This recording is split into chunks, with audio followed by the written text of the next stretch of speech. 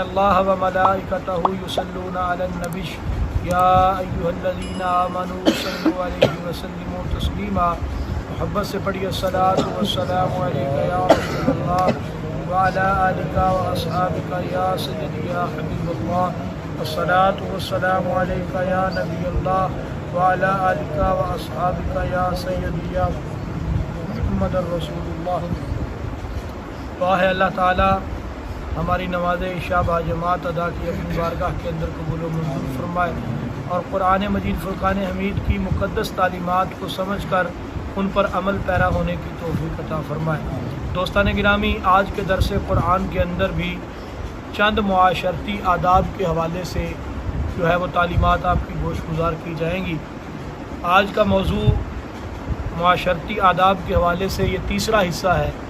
اس میں جس طرح پچھلے دو موضوعات کے اندر چند معاشرتی آداب جو ہے وہ آپ کے سامنے رکھے گئے، آج بھی اسی طرح ایک آیت کریمہ کے اندر جو سورہ حجرات کی آیت نمبر 12 ہے، اس میں اللہ تعالیٰ نے جو معاشرے کے اندر رہنے کے آداب بیان فرمائے ہیں ان کو آپ کے سامنے بیان کیا جائے گا.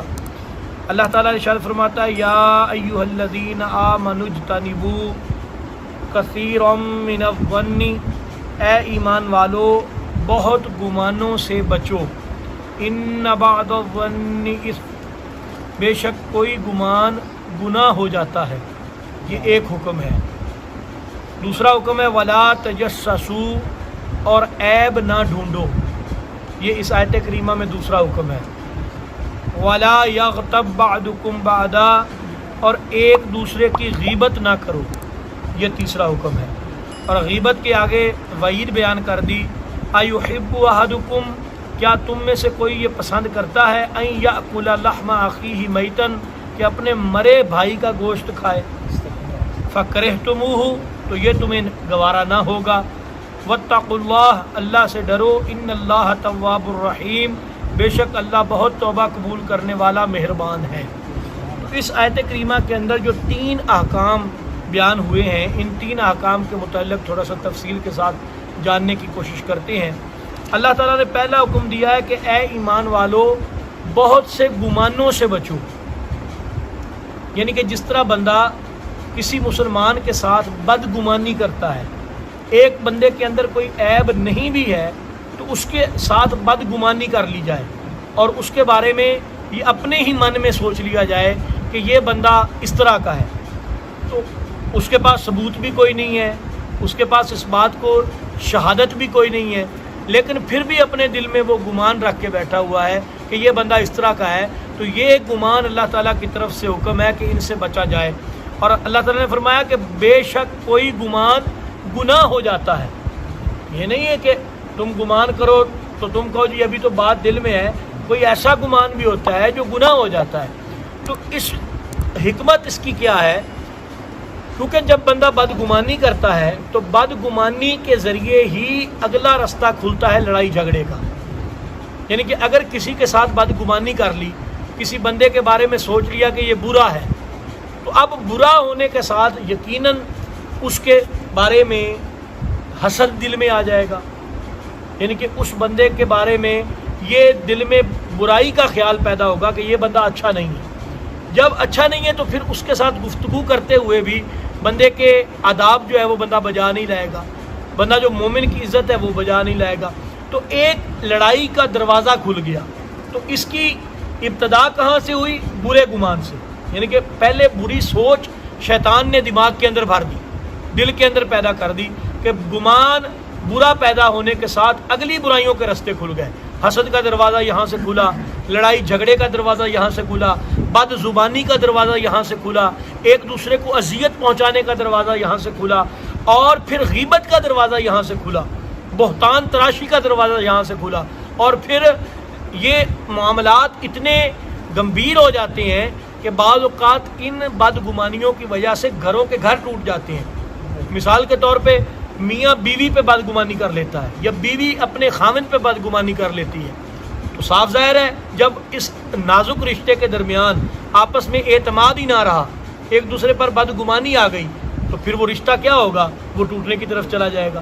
اسی طرح بہن اور بھائی ہیں، ایک دوسرے کے اوپر بدگمانی کر لیتے ہیں، دو بھائی آپس میں ایک دوسرے کے اوپر بدگمانی کر لیتے ہیں تو ان کا نتیجہ کیا نکلتا ہے کہ ہنستے بھستے گھر جو ہیں وہ بدگمانی کی وجہ سے اجڑ جاتے ہیں۔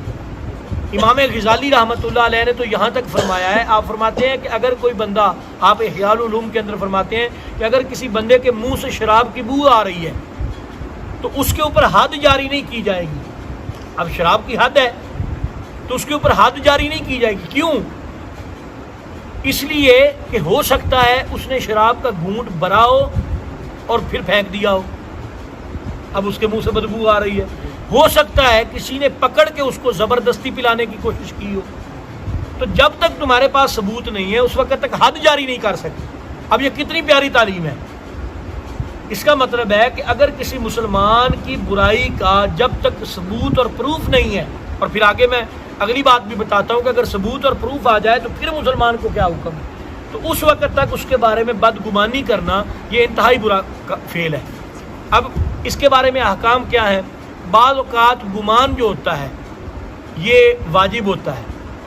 اللہ تعالیٰ کے ساتھ اچھا گمان کرنا، مومنوں کے ساتھ اچھا گمان کرنا، اور اسی طرح جو ہے وہ اللہ تعالیٰ کے ساتھ بدگمانی کرنا اور مومنوں کے ساتھ بدگمانی کرنا، تو اس کے بارے میں مختلف احکام ہیں۔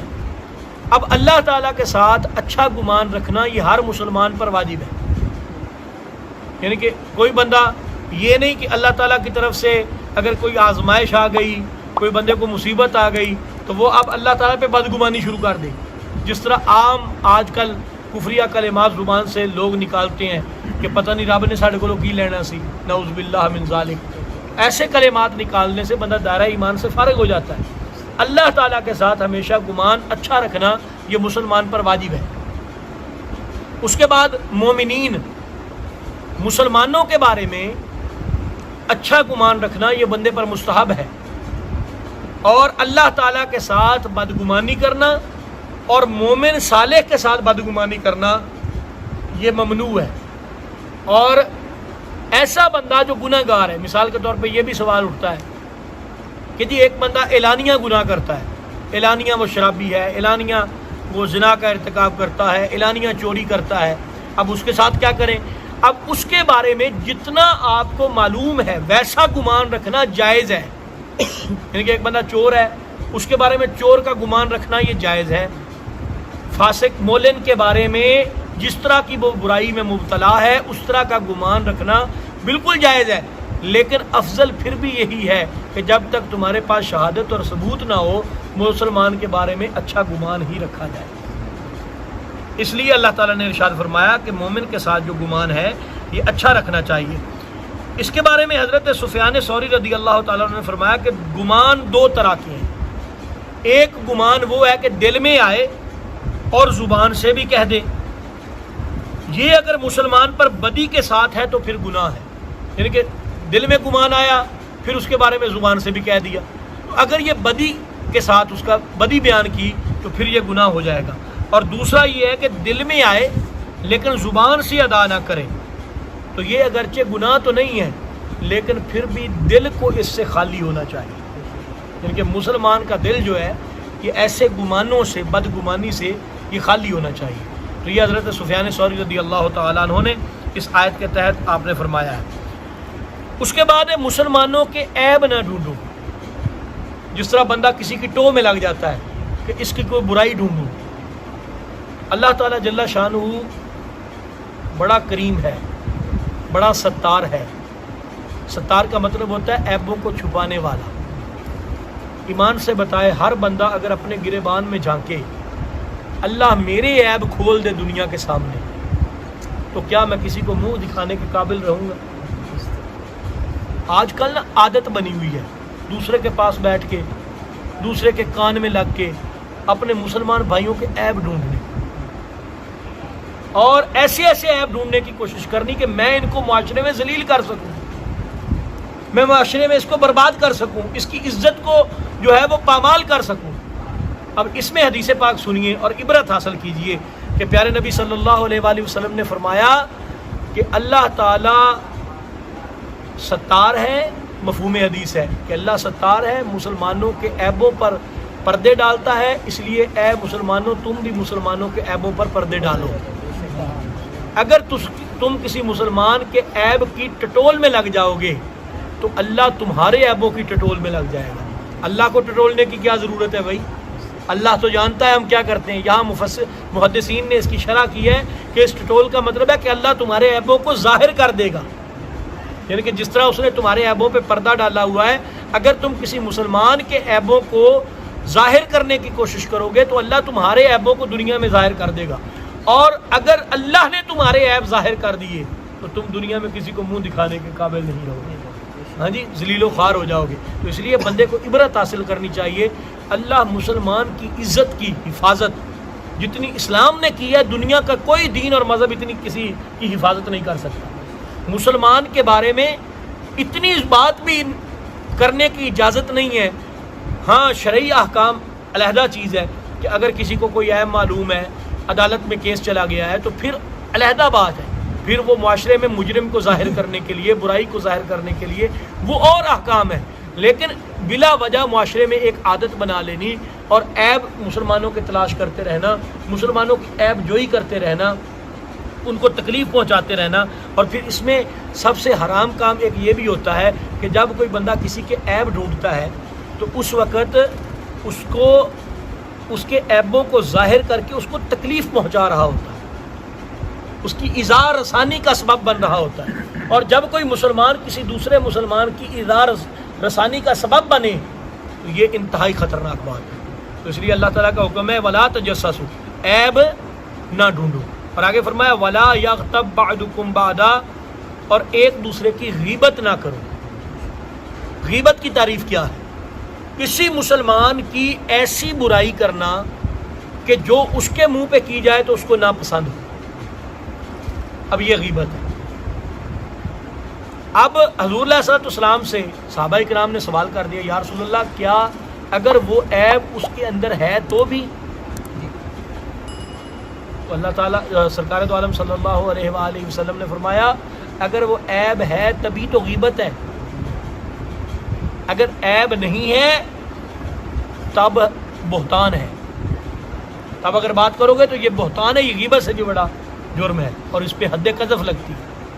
تو فرمایا کہ غیبت نہ کرو کسی مسلمان کی غیبت، اور آگے وعید کتنی سخت ہے کہ کیا تم میں سے کوئی پسند کرے گا کہ اپنے مرے ہوئے بھائی کا گوشت کھائے؟ ایک موقع پر حضور علیہ الصلوۃ والسلام جنگ کے موقع پر تھے، تو مسلمانوں میں حضور علیہ السلام کے جو کھانا پکانے والا تھا اس کے پاس کوئی دوسرا مسلمان بھائی آیا۔ حضرت سلمان سرکار دو عالم صلی اللہ علیہ وآلہ وسلم کا معمول تھا کہ آپ دو امیر لوگوں کے ساتھ ایک غریب کو کر دیتے کہ چلیں یہ ان کی خدمت کرے گا اور وہ اس کو کھانا کھلا دیں گے، دونوں کا آپس میں جو اس طرح مل جل کے جو ایک دوسرے کی مدد ہوتی رہے گی۔ تو حضرت سلمان فارسی کو دو لوگوں کے ساتھ کیا، دو صحابہ کے ساتھ کیا۔ اب ان کے حضرت سلمان فارسی ایک دن کھانا نہ پکا سکے، اب وہ دو لوگ انہوں نے کہا جی آپ نے کھانا کیوں نہیں پکایا؟ کہا جی مجھ سے کھانا نہیں پک سکا، میں سویا رہ گیا۔ فرمایا کہ جاؤ حضور علیہ السلام کے وہ جو ہے نا کچن میں، تو وہاں سے کھانا لے آؤ، کھانا پکانے والا، کچن سے مراد کے جہاں آپ کا کھانا پکتا تھا۔ وہ چلا گیا تو وہاں جو حضور علیہ السلام کا کھانا پکانے والے صحابی تھے انہوں نے کہا جی کھانا تو ختم ہو گیا ہے۔ اب حضرت سلمان فارسی نے ان کو آ کے بتایا، تو وہ آگے سے انہوں نے جملہ بولا کہ وہ تو ہے ہی بخیل، کنجوس ہے، اس نے ہمیں کھانا اس لیے نہیں دیا۔ اب میرے پیارے نبی صلی اللہ علیہ وآلہ وسلم کے پاس جب وہ صحابی گئے تو انہوں نے کہا کہ تمہارے منہ سے گوشت کی بو آ رہی ہے، ہم تو گوشت نہیں کھا کے آئے۔ فرمایا تم نے غیبت کی ہے، اپنے مرے ہوئے بھائی کا گوشت کھایا۔ اب یہ دیکھیے کتنی سخت وعید ہے کہ مسلمان اب کیا ہے کہ قیامت کا دن جس طرح مسلمان بھائی کا گوشت کاٹ دیا جائے تو گوشت کاٹنے سے اس کو تکلیف ہوتی ہے یا نہیں ہوتی؟ اسی طرح مسلمان بھائی کو جب اس کی غیبت کی جائے تو اس سے زیادہ تکلیف ہوتی ہے، کیونکہ جان سے زیادہ عزت پیاری ہے، عزت کا مقام یہ جان سے زیادہ ہے۔ تو جس طرح اس کا گوشت کاٹنے سے تکلیف ہوتی ہے اسی طرح اس کی عزت کو پامال کرنے سے بھی تکلیف ہوتی ہے۔ اس لیے فرمایا کہ اس کی غیبت کرو گے تو مردہ بھائی کا گوشت کر، اور تم صاف ظاہر ہے کوئی بندہ یہ پسند نہیں کرتا کہ مردہ بھائی کا گوشت کھائے۔ حضور علیہ السلام نے فرمایا، حضرت انس رضی اللہ تعالیٰ عنہ سے حدیث پاک روایت ہے، آپ فرماتے ہیں سرکار دو عالم جب معراج کی رات گئے تو وہاں آپ نے دیکھا کہ کچھ لوگوں کے ناخن تانبے کی طرح ہیں، وہ اپنے چہرے کو نوچ رہے ہیں، اپنے سینے کو کرید رہے ہیں اور خارش کر رہے ہیں، زخم ہو رہے ہیں ان کے۔ سرکار نے پوچھا یہ کون ہے؟ فرمایا یہ وہ لوگ ہیں جو دوسرے مسلمانوں کی غیبت کیا کرتے ہیں۔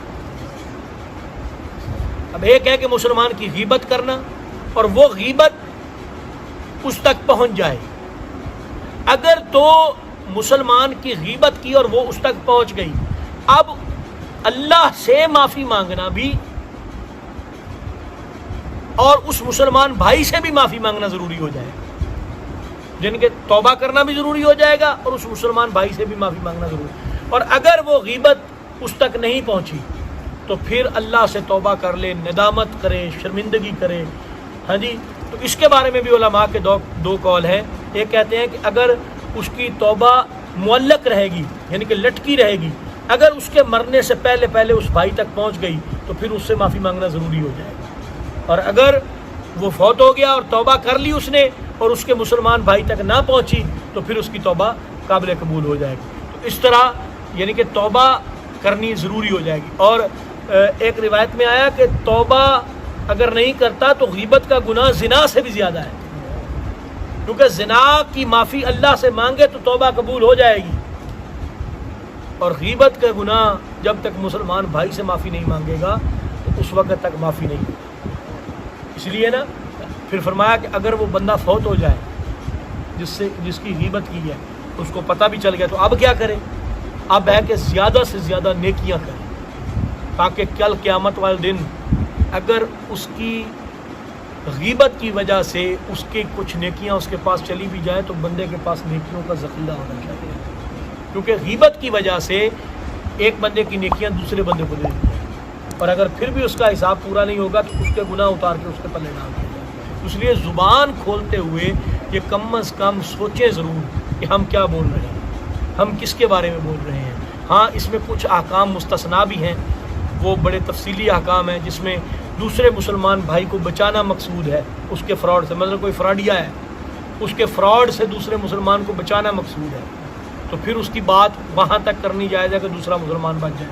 اسی طرح کوئی رشتہ داری ہو رہی ہے تو وہ رشتہ داری کے دوران وہ پتہ ہے کہ یہ بندہ نقصان پہنچانے والا ہے اور ان سے رشتہ داری کرنا ان کی بچی کے لیے نقصان دہ ہے، ان کو بچانے کے لیے ایک مخصوص سنجیدگی کے ساتھ بات کرنا وہ اور چیز ہے۔ یہ احکام اور ہیں، لیکن ایک بلا وجہ مسلمانوں کی برائیاں کرتے رہنا، اچھا اس میں اور بھی بہت سی چیزیں آ جاتی ہیں۔ کوئی بندہ لنگڑا ہے، ہاں جی، تو وہ لنگڑا کے چلتا ہے، اس کی نقل اتارنا بھی غیبت ہے۔ کوئی بندہ قد چھوٹا ہے، اشارے کے ساتھ اس کے قد کی طرف اشارہ کر دینا یہ بھی غیبت ہے۔ کسی کو اشارے کے ساتھ اس کو اذیت پہنچانا کہ اس کو ناپسند وہ بات گزرے یہ بھی غیبت ہے۔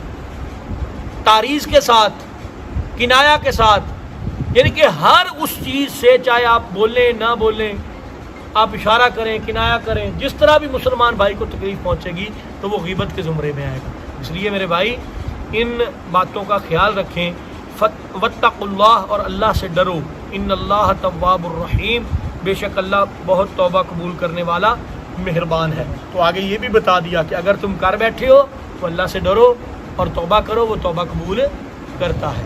اور اگر بندہ یہ سوچے اور رات کو اپنا محاسبہ کر کے سوئے تو اس کو پتہ چل جائے گا کہ وہ کتنا کچھ کسی کے بارے میں بولتا ہے، ہاں جی، اور کتنا کچھ اپنی زبان سے نکالتا ہے۔ تو یہ اتنے بڑے جرم ہیں کہ ہم نے کبھی ان کو جو ہے وہ شمار ہی نہیں کیا، ہم نے کبھی ان کو جرم گنے ہی نہیں ہے۔ پھر بندہ کہتا ہے میں کیڑی ایڈی غلطی کی تھی، میں نے کون سا اتنا بڑا گناہ کیا، وہ شمار ہی نہیں کرتا ان کو گناہ، یعنی کہ سارا دن چغلی، غیبت، جھوٹ ایسے کام کرتا بھی رہے گا، دوسروں کی ٹو لگاتا رہے گا، عیب ڈھونڈتا رہے گا، بدگمانیاں کرتا رہے گا، ہاں جی، اور جو پیچھے معاشرتی آداب میں نے بیان کیے، ایک دوسرے کا مذاق اڑانا، یہ کام کرتا رہے گا، اور پھر کہے گا میں کون سا گناہ کرتا ہوں۔ تو میرے بھائی یہ ایسے گناہ ہیں جن سے میرے رب کی ناراضگی کا سبب ہے۔ اس لیے بولتے وقت دھیان کریں کہ ہم اپنی زبان سے کون سے، یہ زبان جو ہے نا، اس کا ایک ایک لفظ جو ہماری زبان سے نکلتا ہے اس کا حساب دینا پڑے گا، کیا کیا بولتے ہیں، کیا کیا جملے نکالتے ہیں۔ اس لیے اس سے جب بھی نکالیں تو میرے پاک رب کی حمد ہی نکالیں۔ یعنی اس زبان سے جب ہی نکالیں حضور علیہ السلام کی تعریف اور صفت و ثنا ہی نکالیں. تو یہ کوشش کریں، انشاءاللہ یہ طبیعتیں بدل جاتی ہیں. اور اگر کوئی بندہ یہ کہے کہ میرے اندر ہے ہی نہیں تو اس سے کوئی نہیں بچ سکتا. یہ معاشرہ ہی ایسا بن چکا ہے. اس لیے کوشش کر کے اپنے آپ کو بدلنے کی کوشش کریں. دعا ہے اللہ تعالی ہمیں عمل کی توفیق عطا فرمائے. آمین. و آخر دعوانا الحمدللہ.